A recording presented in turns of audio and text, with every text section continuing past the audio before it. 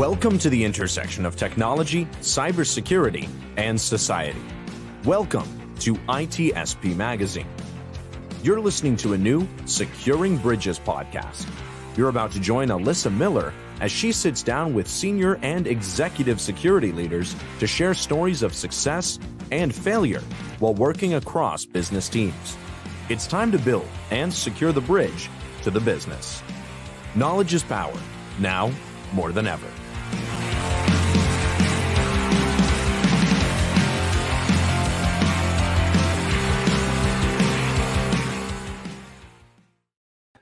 All right, everybody, we're back once again. We took another week off. You know, things are busy. I was traveling the world, as I seem to be doing sometimes. Okay, I literally went to Indiana, not very far. Not as exciting as I wish, but, you know, hey, travel's travel, and it just didn't work out last week. So, but we're back. Another episode of Securing Bridges. I think we're on 23 or 24, something like that. I don't know. It doesn't matter. We've got a lot of episodes, and we've had a lot of great guests, and this week isn't going to change any of that. Our guests in the past, a lot of times I've had a lot of, you know, as the trailer says, you know, senior and executive security leaders, and that's the same. But a lot of those, a lot of times, you know, we've had people on from, you know, really big organizations, I think, and with a lot of focus on, you know, that sort of enterprise environment, as we call it, or, you know, some of those discussions.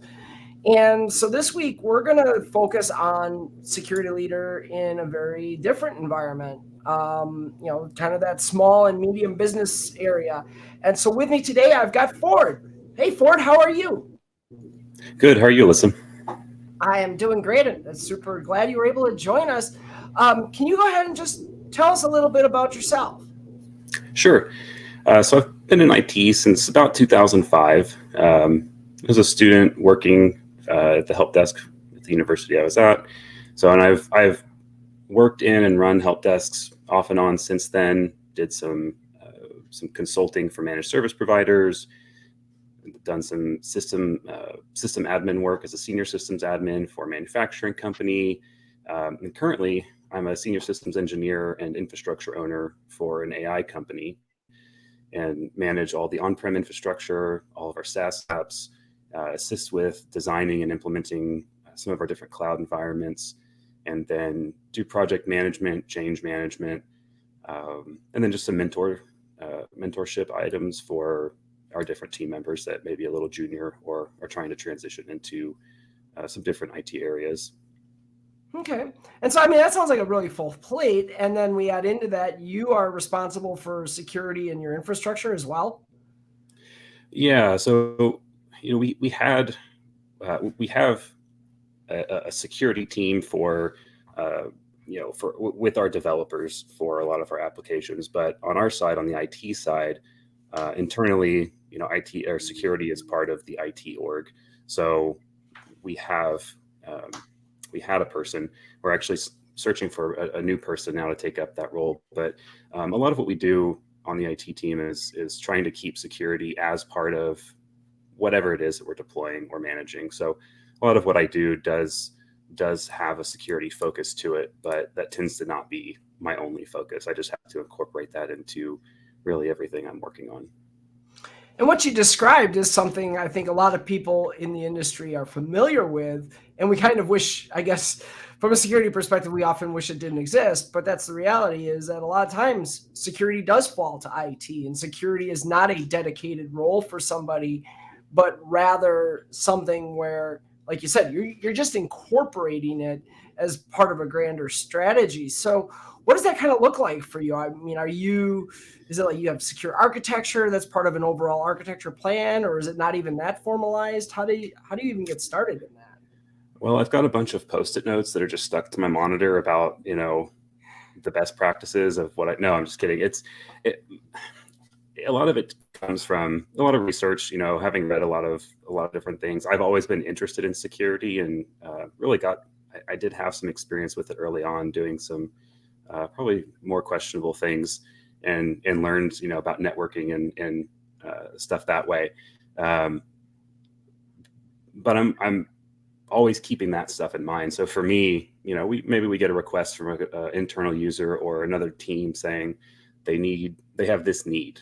whatever that is. And like, okay, well, we can help with that. We've either got a tool or I've got some ideas. I've used some things before. So I come up with, whatever that solution looks like. But then I also have to think about, okay, how can this be compromised?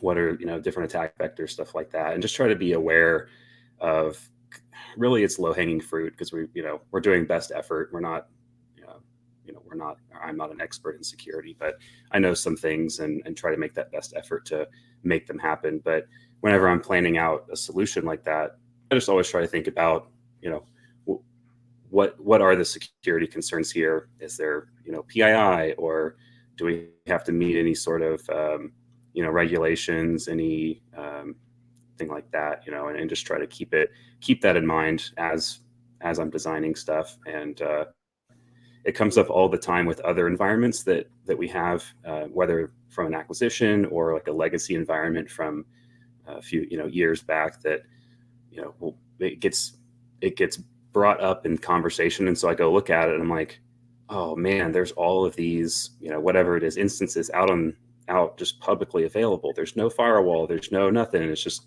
wide open. And then have to like retroactively try to assist in those situations too. So it's kind of from both ends.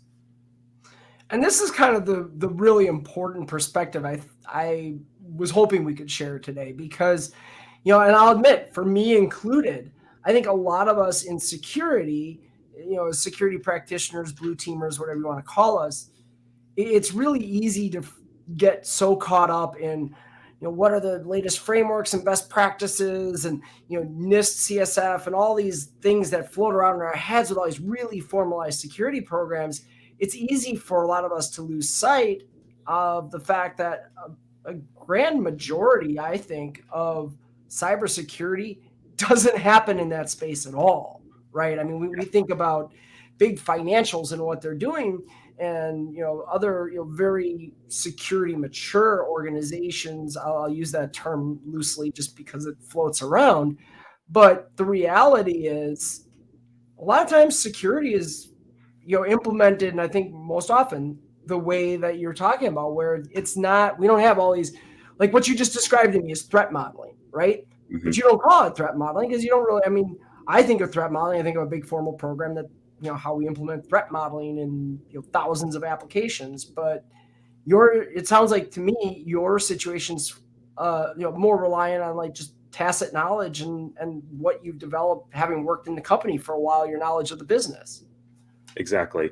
And as we've been interviewing people for this security role, we're looking for one specific thing, and well, that's not true. We're looking for a specific person, and it has that person has to have a background in some infrastructure stuff. They need to understand some networking and servers and how that works, how the business uses those things, have some cloud knowledge, some scripting, stuff like that. But it all kind of works together. And for us, well, that's not to say that every all the security roles should have that experience. But what we're trying to get out of this role, we kind of want that.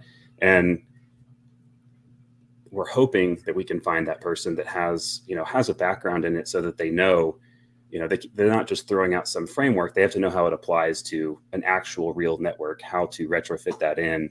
It has to come from a lot of experience. And like, I happen to have that, but not everyone does. I've been doing this for, like I said, 2005. So, I have some background there. I'm also a little devious when it comes to, breaking into things, just disrupting things. That's in my world. I have to think about how could this break, and then I'm like, well, how could I break it? If I'm sitting there thinking about it, I just do it all the time.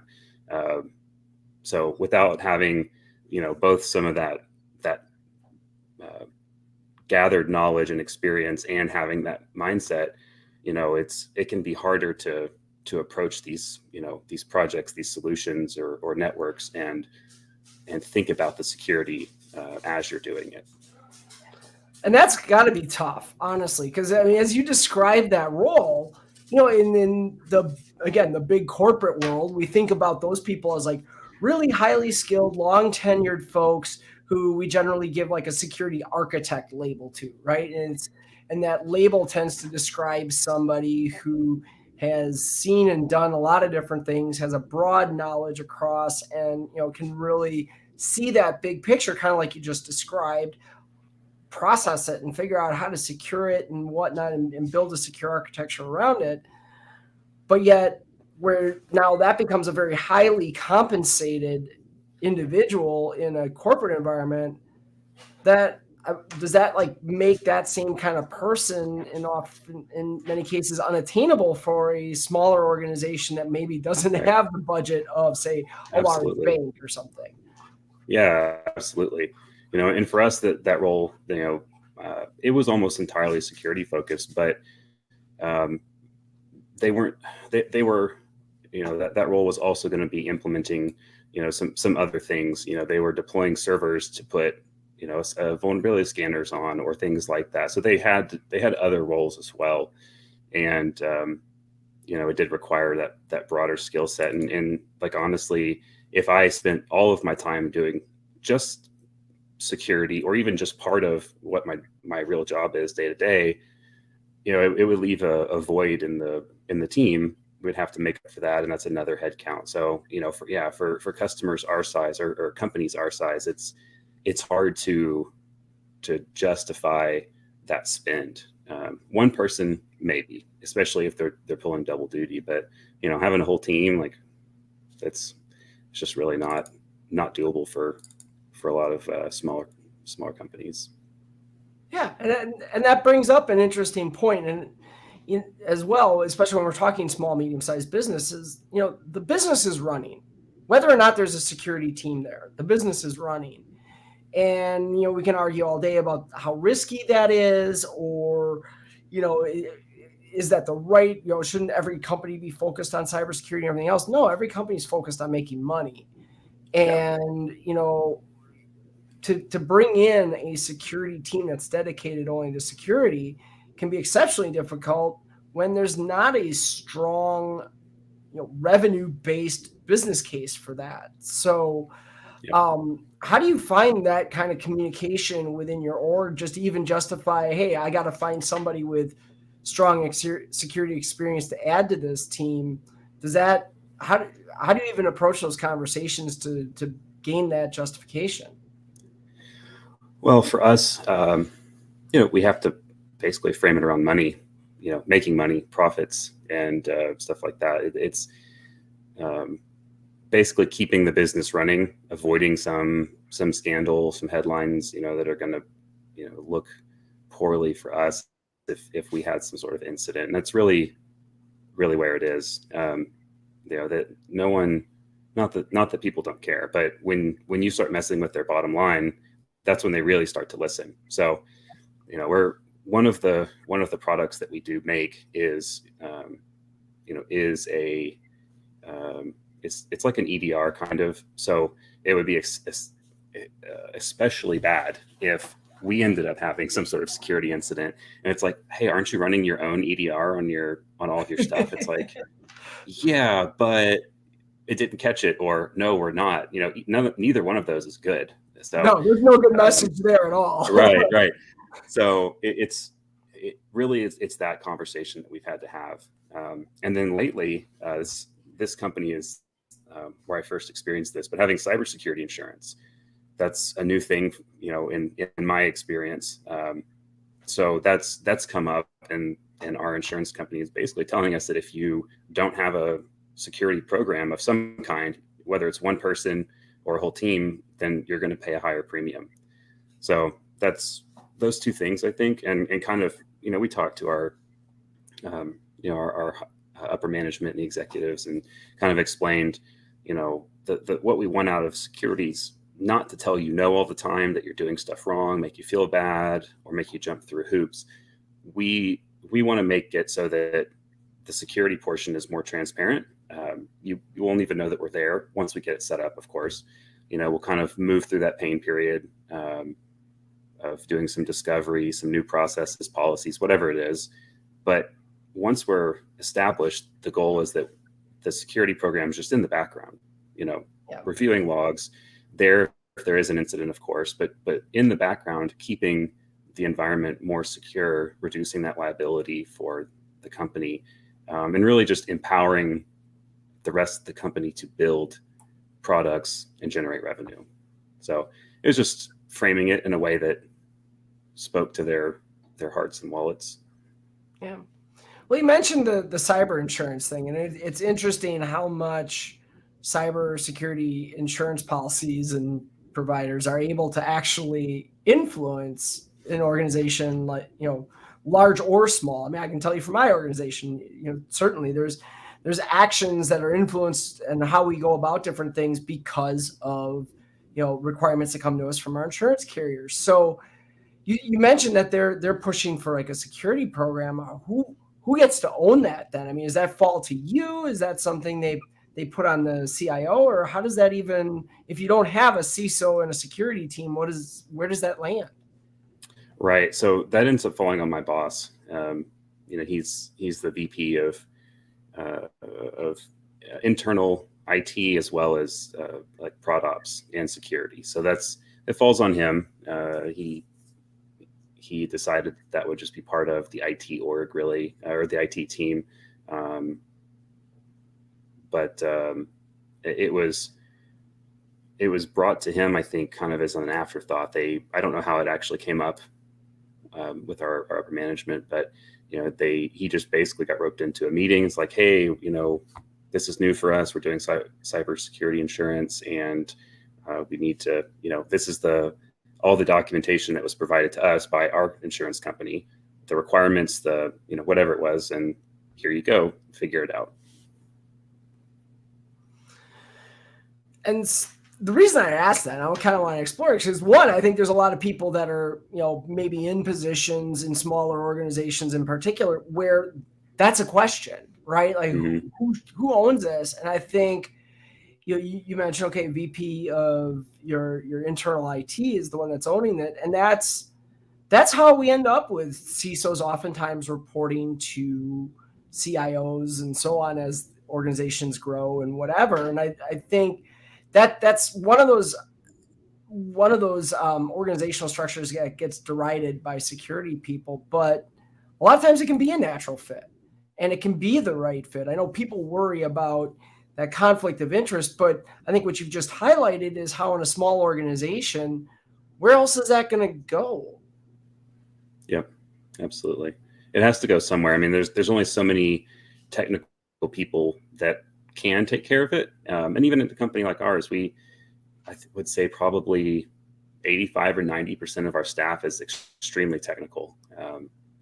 Between data scientists, developers, DevOps, prod ops people, there's a lot of very technical people, but I don't think that it fits in with their role. I mean, yes, I think they should be implementing, best practices, security wise into what they're doing, which is a whole other topic. But they can't make decisions for the internal IT infrastructure. So it has to come from the people that can. And when you're small team, you really have to kind of take on all of it. So Kevin actually said something it was like prophetic. He said this just as you were getting started in that, talking about the human side of it. And, obviously infrastructure, that's a risk. Technology is a risk, but there's also the human side of it. How do you address that from your perspective? I know you just mentioned you've got a lot of people who are really technical, but yet you've got to somehow bridge into their organizations. Hey, this is what's going on in IT. This is what's going on from a security perspective. Here's what we can work together and so on. So what does that kind of look like in your scenario? Sure. So let me scroll down to the section of my notes called the hot take, because I was jotting some notes down the last 2 weeks. And I love this, man. My guests even come prepared with notes. That is incredible. Love it. Yeah, well, I'll go off on a tangent, and I don't want to, forget that one spicy topic that I really wanted to just throw in there before I pieced out. No, but it's probably not that hot of a take, but that technical users are more risky to the business than non-technical users, at least in my experience. And again, different than I think what a lot of your guests have had. But we have non-technical people that they go through phishing campaigns, training, some like basic cybersecurity, new hire orientation type training. They don't want to mess that up, because then, the scary IT person is going to come visit them and take away all their stuff. Here's like a pen and paper. You can't use electricity anymore. Like, it's going to be bad in their mind. So they're more cautious. At least they pay a little bit more attention to some of those things. They click.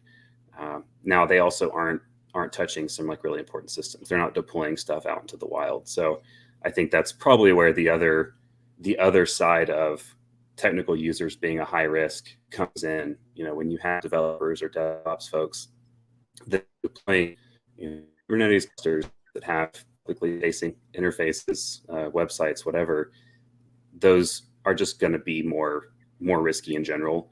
But if you have somebody that doesn't necessarily have any sort of security knowledge, maybe their experience so far has been deploying like internal systems, dev systems that don't touch the internet. So maybe their experience just hasn't shown them you need to think about these security things when you're deploying something. You need to put a WAF in front of this, or some sort of load balancer with a firewall and stuff like that. They just haven't had to think about it. So now suddenly they're on a team that's deploying to prod, and they're just following their same practices. They're like, yeah, I know how to do that. Let me just do my thing. And it ends up maybe not being as secure. So I think that's where that risk comes in. You have people that either haven't had the security experience, or maybe they just think they know everything, and they're deploying to prod. And that's, Phil said it, and I've got a perfect story from a former employer where this is exactly the case. It was like it was a senior VP or something over a business line who sent us this report of a phishing attempt. And you're looking at the phishing email and like, wow, this is actually really impressive. It was a really tight spear phishing campaign. Really, really, really impressively crafted fish, and they caught it. Meanwhile, the people who show up the highest on the list of clicking on fish tests were folks in our own security team. And it's like, okay, well, why does this happen? And I think, it's two things, right? I think, there is that sort of, well, I'm technical and I know this, and I'm guilty of that sometimes from a security perspective when I'm going through like security awareness training, right? Like, why do I have to do this? I'm a security professional. I know all this. I'm the freaking CISO. I know all this. But, so I think that attitude plays into it. And also it's those technical folks, thinking about like your DevOps teams and so forth, who also know how to circumvent things. Right. So even as you start to put controls in place, they're the ones who are just going to get annoyed by it and figure out how to circumvent it. Whereas people with less technical knowledge might, look at that and like it's not worth it to them to try to figure out a way around it because, forget it. I just get this out of my way.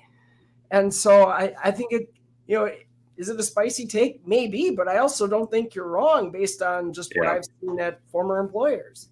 For sure. And sometimes too, it's bypassing those security best practices.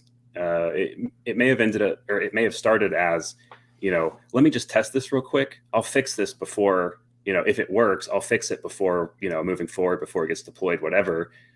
But then you have 6 meetings after that, and the coffee wears off, and then you don't touch it again for 2 or 3 days. Next thing you know, it's still in there. There's a unhashed API key or something just sitting right there and causing some problems. So it could also be that you just don't come back to it later. And I do it all the time. I've a lot of the stuff, a lot of like the API work I've done, I'll just put my key right in the code, because I'm just like, let me just get the syntax down, like make sure this works the way I want. And I delete them, but it's like that. It's that easy. It could, if I had left it there and hadn't been thinking about it and just committed that, into Git, then it's like, whoops, I've got a problem now. So I think it can happen that way as well. But before I forget, I did want to say your story about the phishing stuff. It reminds me of our last security guy. His second week on the job, he crafted a beautiful phishing campaign geared at the IT team. and got all of us, I think, except for one person. And it was very well done. And he may actually be watching this, or he may watch it later. But I bring it up all the time whenever we're talking about his replacement, because it was good. And we all of us got it. The only person I think that didn't get it, he was up from his desk helping some users, so he just wasn't at his computer.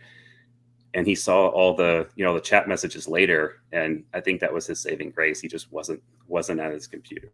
So always be the last one to click. You'll be the safest.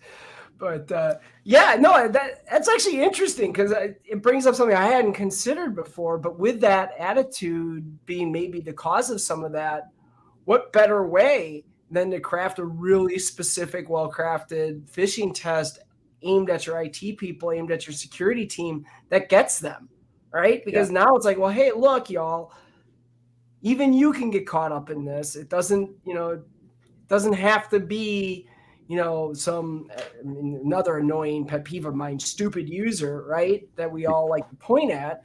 It's us. And look, there's an example, not to shame anybody. I mean, that's a big thing for me with phishing, is like, do not use it to shame people, but use it for what it's, everybody needs a little bit of education in their own way, including the security team. And maybe that's the bit of education they need, is to be reminded that, hey, this could happen to you too. It absolutely was. We all brought shame to our team, and it was bad. We were, it was just, you couldn't really blame anybody though, because like in a bad way, you can't like give each other a hard time, because we all did it. But it was a good reminder for us. He came in and showed us that he actually could do some stuff. He wasn't just doing some blanket, phishing campaign deals, but it reminded me just to be more vigilant of those things that I wouldn't normally consider.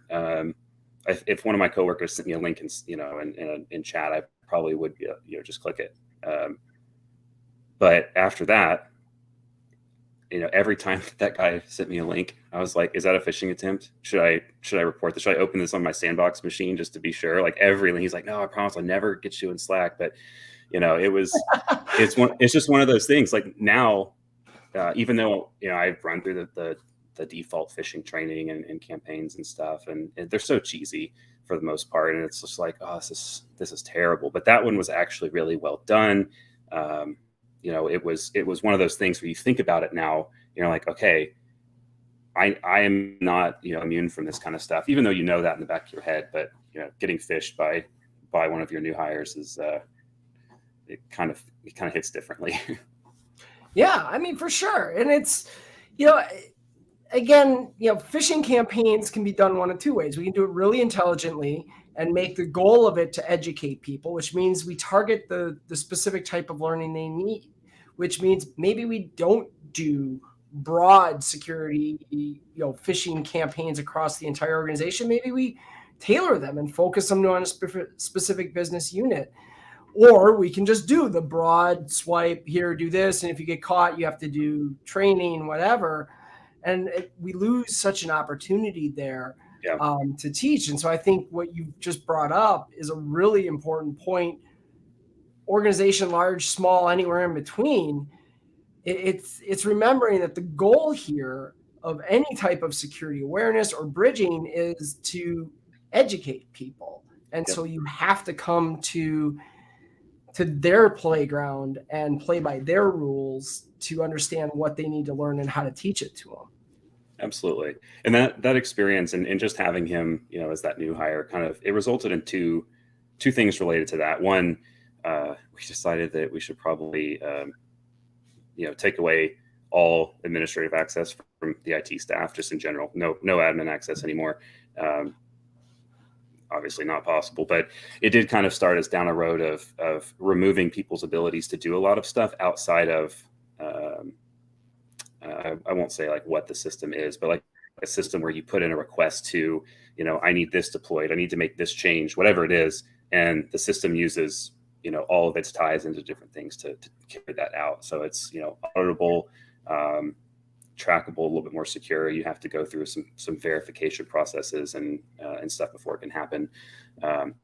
But the other thing was once we started thinking about things a little bit differently, we ended up interfacing with our other business units more. We started getting more involved in their deployments, like their Kubernetes deployments and stuff, working with them to kind of explain, hey, you got to put this thing in front first. You can't just be on the internet, wide open like that. Let us help you do that. We'll come up with, some guidelines, some architecture, but like, let's understand what you're trying to deploy, what the goal is, how it works. And then we can have a conversation of maybe you should consider doing these things to make it more secure. And here's how you would implement that as code. So you don't even have to really do anything beyond just, building a template or something, it gets deployed every time, or us integrating, maybe like container security into their pipeline. It's just part of the process now. So it helped us there. We ended up being more involved in those other teams and trying to help them be more secure, which ends up being better for the IT team too. I mean, at the end of the day, that's why security teams or security people exist. That's why there's a security function of whatever type within an organization. Is we're there to try to teach these people. And I think, you mentioned it early on, getting away from that structure or that impression of being that department of no, right? Like the ones who are there to, stop thinking of security as an oversight role. That's one that's kind of been a statement of mine. Like, security is not oversight. We're a cooperative effort with the rest of, the business, the product deployment, everything else. We're just part of that. And I think, you get a unique perspective of that because you're a little more tied into that by being responsible for infrastructure, responsible for security, and then having to work with the business teams to understand what the heck they're trying to do and how to secure it. Yeah, that doesn't mean it's been easy though, and entirely successful. There's still some holdouts and people that I had the response of, I can't figure out how to make that work, so I'm going to keep doing it the way that I'm doing it. And I'm like, well, that's not a good answer, but here we are, and they're still doing it that way. So there's just lots of work to be done on that front. Lots of different teams, different environments that are all a little bit different, unfortunately. So we have to kind of hit each one up before we can, call ourselves good. But it's, people are still resistant to it. It's like they just either don't want to either look bad because they don't know how to do something, or they don't understand what we're trying to do. And I mean, half the time I don't know what I'm doing either. I'm like, we're going to figure this out together, but we're going to get it, and I'm going to help you. But it's like they don't want to hear it, or they're just too busy, or they think they're too busy and don't want to spend any time on it. But I've never felt the pressure of a deadline more than when there was an outage of some kind due to my mistake and having to fix it. So like you do have the time. You just don't want to make the time for it. Yeah. And that's a fair thing too, right? I mean, I try to avoid using fear and uncertainty and doubt as tools, but sometimes just pointing to the legitimacy of, hey, you know what? If this saves us from, 2 outages later on down the road because somebody with inappropriate access deleted 2 million records, speaking from experience, from back in the day, or whatever. I mean, those types of stories, it's like, yeah, look, this can actually save you time, but it is hard, because we're trying to solve problems that aren't easily solvable, just like developers are trying to do when they've got a user story that doesn't sound like it's easy to figure out or to build. We're all trying to, solve hard problems. And for the engineers, for your DevOps people, whomever, they're kind of getting pushed by dates and deadlines and, the next sprint, when is the sprint over, things like that. And so, it puts you in an untenable position of, hey, I know that, that deadline's coming. I know this problem we're trying to solve is holding us up, and you see a way to get to production without solving this problem. That's kind of I think you've captured where I think the biggest struggles come in as we try to bridge from security and IT into those engineering development spaces. Yeah, I think a lot of what we have to just settle on is, best effort. We've given those business units the information, hey, this is a possibility. We've put some things in place that are requirements. You can't deploy something, but unless you kind of do these basic things. But we can't make them do it really. At least in these smaller companies where there's no hard mandate of you must do these things or you can't deploy. So we're doing the best that we can, and I think that's a very common sentiment for small IT teams in the SMB space. Is we're doing the best we can with the resources we have.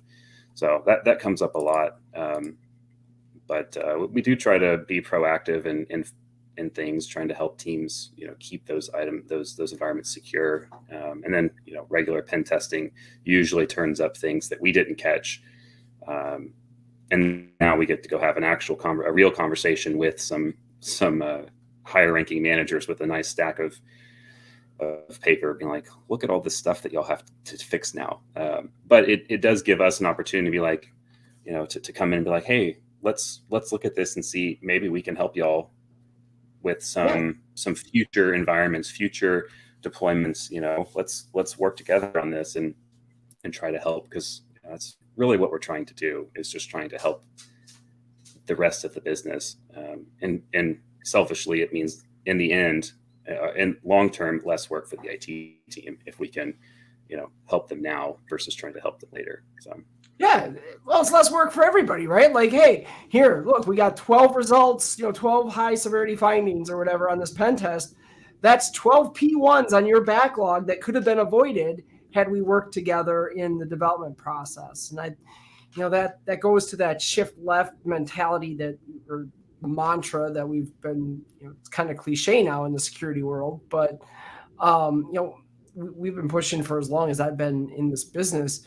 And so I think, that is an important thing and an important factor, especially in a situation like yours. But what I really like that you said there is that sometimes good enough just has to be good enough, or best effort. I think another area security can get better at is just understanding sometimes, you can't solve the problem and the business still has to move forward. So how do you make it the least impactful? That's where we talk about like mitigating controls and things. Like, what else could you do that's not going to force them to have to solve this big problem that you're unable to figure out how to solve? And instead, maybe you throw a WAF or something in front of it, or you put it in a different environment, isolate it, whatever you got to do. I feel like we kind of lose the willingness, I guess, as security professionals sometimes to go there because we just want the ideal solution from right, security. That gold standard. That's, you've got that gold standard, either in your mind or, you were able to do it somewhere else. You're like, I have to get that. We have to get there with this, and it may be possible, but it may just take more time and effort than what the people have available to do it. So, there's other areas you mentioned, other mitigations, maybe up or downstream of whatever the environment that you can implement that may be easy, cheap. And yes, if somebody could physically, plug into this one particular server in, Google's cloud or data center, yeah, maybe they could do something. But, you've put some stuff on either side of that process to kind of mitigate the risks. And, that's has to be good enough at some point. I mean, you can always circle back to stuff later when you're, a multi-billion-dollar company and you want to come back and, have a 300-person security team that you can dedicate to do stuff. But, it's not super or feasible in most cases. Yeah. And that's, that understanding of the business risk and how to apply appropriately is absolutely so. Unfortunately, we're coming up on time, but this has been an absolutely wonderful conversation. I think we've addressed, like I said, some perspectives, as we talked about at the very beginning, that are easy to forget for those of us like myself who have worked in many large organizations who have, $1 million budgets for cybersecurity. It's good to be reminded that a good portion of the world doesn't have that luxury. And we still have to figure out, how do we continue to protect ourselves? So thank you so much for joining today. I mean, again, it's been absolutely wonderful. Yep. I'm glad to be here, and I'm glad I just made it on the list of all the very impressive guests that you've had on this show. Listening to it before, I was like, oh man, these people with all their acronyms and everything. I'm like, I have to message Alyssa. I don't think she understands. That's not me.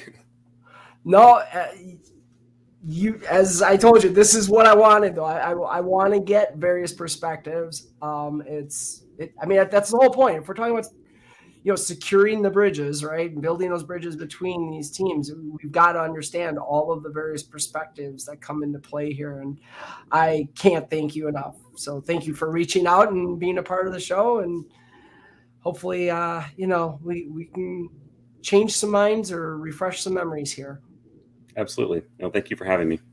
Awesome. And thank all of you for joining in today. We had some good interaction, a lot of good comments from Phil and Kevin in particular. We'll be back here again next week. We've got more great guests lined up. I can't wait to show you more. So keep on coming back. As a reminder, of course, the recordings are available right away. So share it far and wide. Let your friends, family, whoever you know, let them know. And certainly, as always, as well, the podcast version of this will be available in a couple days. So keep an eye out on the ITSP website. You can find those past episodes. You can find this episode in a couple days. Love to have you keep coming back. So for now, thank you, everybody, for joining us. We'll see you again soon.